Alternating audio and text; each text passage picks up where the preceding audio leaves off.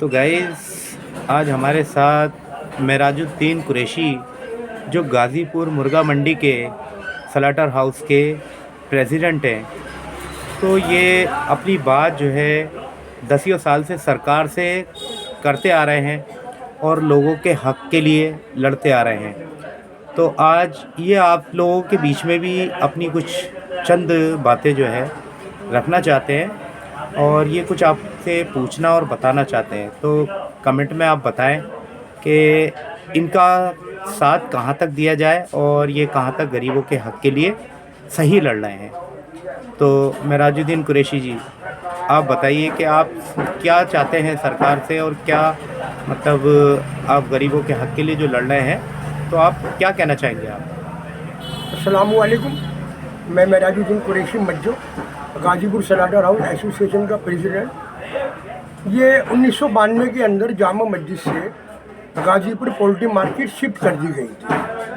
अचानक 2018 के अंदर गौरी मलोकी, जो कि मेनका गांधी के राइट हैंड है, उन्होंने हाई कोर्ट में पिटीशन डाली 2018 में। उन्होंने हाई कोर्ट को कहा कि जज साहब, ये जो गाज़ीपुर मुर्गा मंडी में जो ये काम हो रहा है, ये सारा काम इलीगल तरीके से हो रहा है।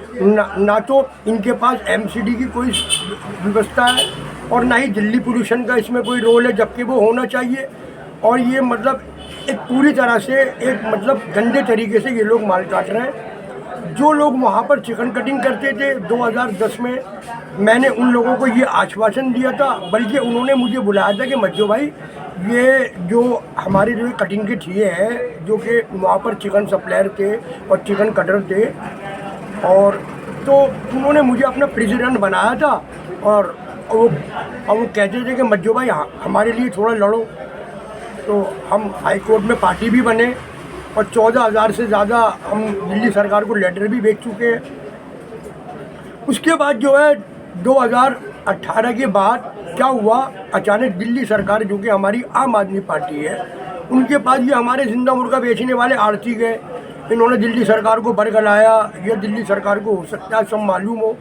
तो दिल्ली सरकार ने क्या किया, दोनों काम इन्हीं को दे दिए कि लाइव बर्ड भी आप बेचोगे और चिकन कटिंग भी आप करोगे, और एमसीडी से उनको इलीगल तरीके से लाइसेंस भी करा दिए।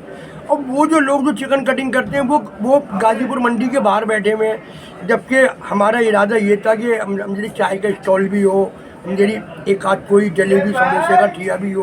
तो वो लड़ाई में लड़ रहा हूँ। तो हम इसमें 302 लोग हैं जिनके लिए मैं ये लड़ाई लड़ रहा हूँ, और उनके पीछे लाखों लोगों का परिवार है।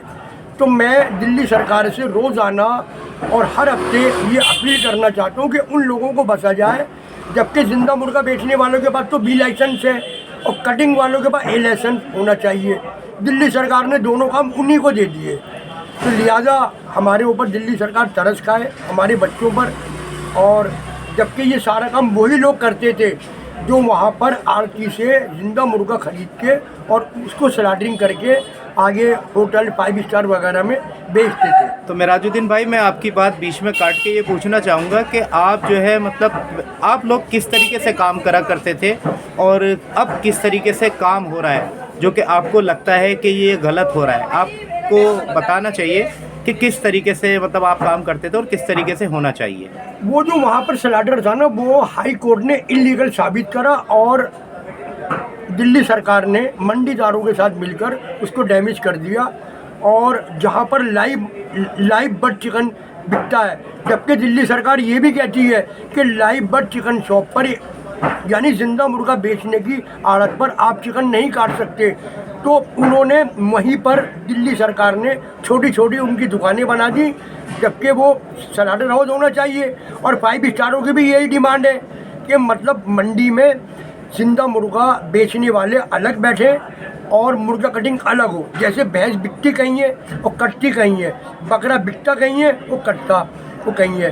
तो अब ये सारा काम खिचड़ी पक गया। तो मेराजुद्दीन भाई, कितने परिवार हैं जो मतलब जिनके लिए आप ये लड़ाई लड़ रहे हैं? ये आप समझ लो जी 300 आदमी तो वो हैं हमारे, 302, और इनके पीछे लाखों का परिवार है। और सारा काम मेरी वो लाइव बर्ड चिकन वालों को ही दे दिया, और बाकी वो सब खाना बदोश हो गए और जगह जगह भटक रहे हैं मेरी, और जगह जगह वो गंद फैला रहे हैं। और मंडीदारों ने वो जो दुकानें थी जो उन्होंने बनाई हैं दिल्ली सरकार से परमिशन लेकर के, उसका ये लाख से 80,000 रुपये महीना किराया वसूल कर रहे हैं। और जो ये जिंदा मुर्गा बेचते हैं उनसे कहते हैं कि जाओ कहीं भी काटो। वो कोई बाहर काट रहा है, कोई अंदर काट रहा है, कोई सड़क पे काट रहा है, कोई कूचे पे काट रहा है। जबकि हाई कोर्ट का ये कहना है कि सारे काम मंडी में होने चाहिए, और एक तरफ मंडी बन भी रही है।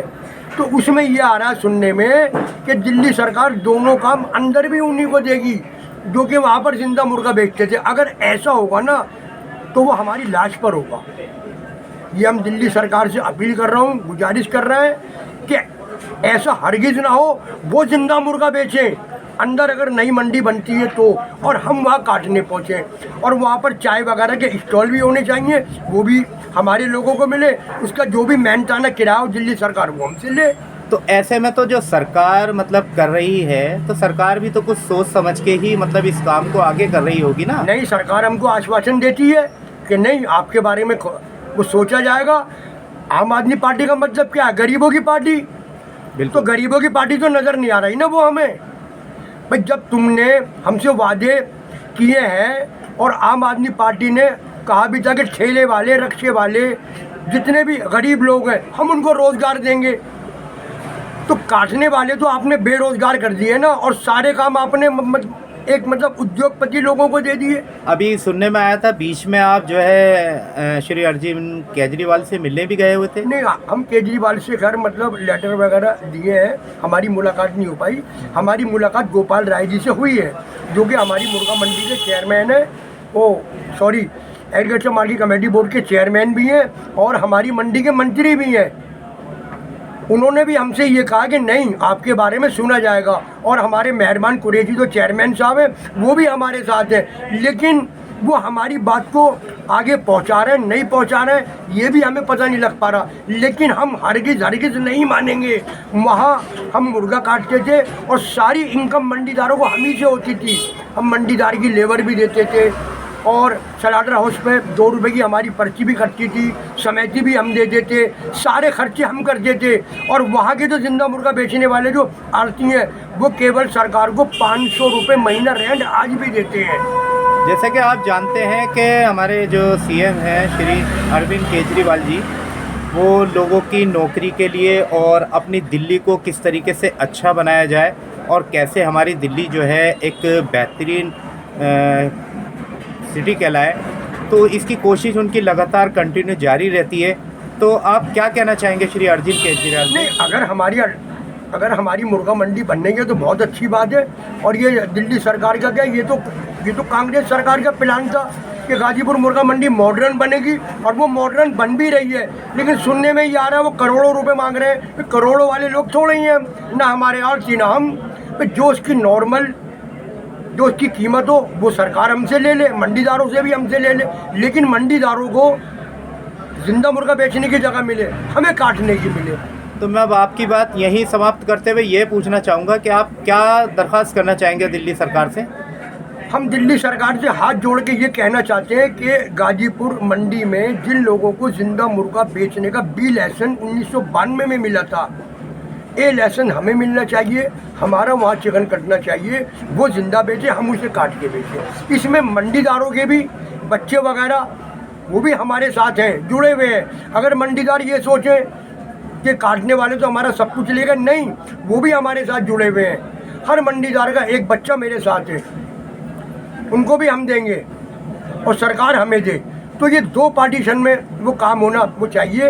एक तरफ स्लाटर हाउस हो जैसे बकरा मंडी भैंस मंडी का है, और एक तरफ जिंदा मुर्गा बेचने का हिसाब होना चाहिए। और अगर नहीं हुआ हम तो नंगे हो जाएंगे और हमारे साथ कुछ गलत होगा या हमारे बच्चों के साथ विश्वासघात होगा, और इसके लिए हमारा जान और माल हाजिर है। जो भी सरकार इसका मेहनताना ले हम वो सब देने को तैयार है, तो हमारा हक हमें दिया जाए।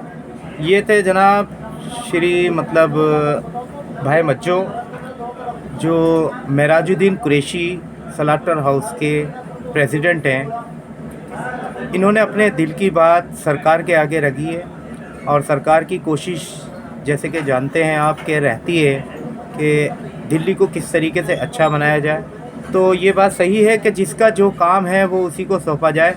तो ये अपने बचपन से इस काम को करते आए हैं और मंडी के लिए मेहनत करते आए हैं। तो आप लोग कमेंट में बताइए कि ये कितने सही हैं और कितने गलत हैं। जय हिंद, जय भारत।